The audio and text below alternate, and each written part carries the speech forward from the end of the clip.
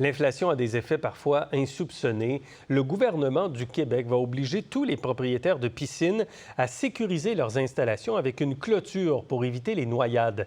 Mais l'application du règlement va être repoussée de plus de 2 ans en raison du manque de matériaux et de la pénurie de main-d'œuvre. Mathieu Dion. Ici, il faut faire une clôture qui va avoir environ 40 pieds de long. La sécurité de la piscine creusée d'André Saint-Hilaire sera jugée non conforme à partir du 1er juillet 2023. Je n'ai pas vraiment le choix ici avec l'aménagement de ma cour d'y aller avec une clôture additionnelle. Un règlement du gouvernement du Québec oblige tous les propriétaires de piscines à rendre leur plan d'eau inaccessible à un enfant en bas âge depuis la résidence. C'est la fin d'un droit acquis pour les installations construites avant 2010, dans le but d'éviter des noyades. L'enjeu est très financier. Le pompier à la retraite constate que la facture explose.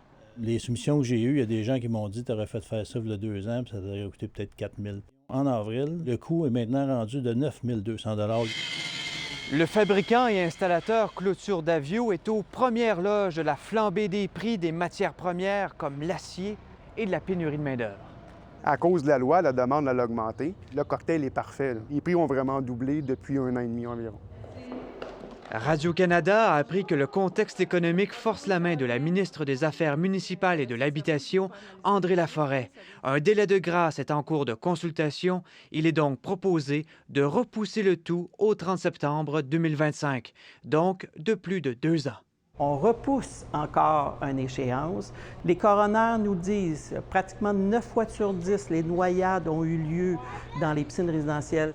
Une pétition en ligne ayant recueilli près de 14 000 signatures demande au gouvernement de transférer l'obligation aux futurs propriétaires. À chaque fois qu'on peut amener une sécurité additionnelle par une réglementation, j'en suis pas contre.